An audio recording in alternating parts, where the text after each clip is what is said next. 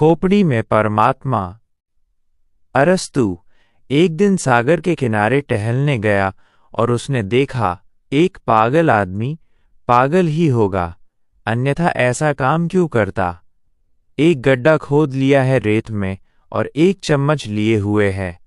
दौड़कर जाता है, सागर से चम्मच भरता है, आकर गड़ुए में डालता है, फिर भागता है, फिर चम्मच भरता है, फिर गड़ुए में डालता है। अरस्तु घूमता रहा, फिर उसकी जिज्ञासा बढ़ी, फिर उसे अपने को रोकना संभव नहीं हुआ। सज्जन आदमी था, एकदम से किसी के काम में बाधा नहीं डालना चाहता था। किसी से पूछना भी तो ठीक नहीं, अपरिचित आदमी से, ये भी तो एक तरह का दूसरे की सीमा का अतिक्रमण है। मगर फिर बात बहुत बढ़ गई।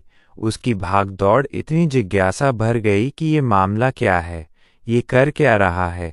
पूछा कि मेरे भाई करते क्या हो। उसने कहा, क्या करता हूँ, सागर को उलीच कर रहूंगा। इस गड्ढे में न भर दिया तो मेरा नाम नहीं।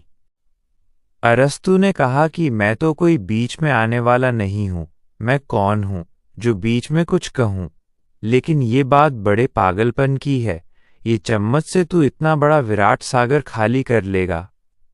जन्म जन्म लग जाएंगे फिर भी ना होगा, सदियां बीत जाएंगी फिर भी ना होगा, और इस छोटे से गड़ुए में भर लेगा। और वो आदमी खिलखिलाकर हंसने लगा और उसने कहा कि तुम क्या सोचते हो, तुम कुछ अन्य कर रहे हो, तुम कुछ भिन्न कर रहे हो। तुम इस छोटी सी खोपड़ी में परमात्मा को समाना चाहते हो। अरस्तु बड़ा विचारक था।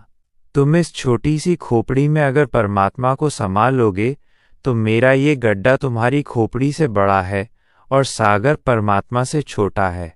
पागल कौन है। अरस्तु ने इस घटना का उल्लेख किया है और उसने लिखा है कि उस दिन मुझे पता चला कि पागल मैं ही हूं। उस पागल ने मुझ पर बड़ी कृपा की। वो कौन आदमी रहा होगा। वो आदमी जरूर एक पहुंचा हुआ फकीर रहा होगा, समाधिस्थ रहा होगा। वो सिर्फ अरस्तु को जगाने के लिए, अरस्तु को चेताने के लिए उस उपक्रम को किया था।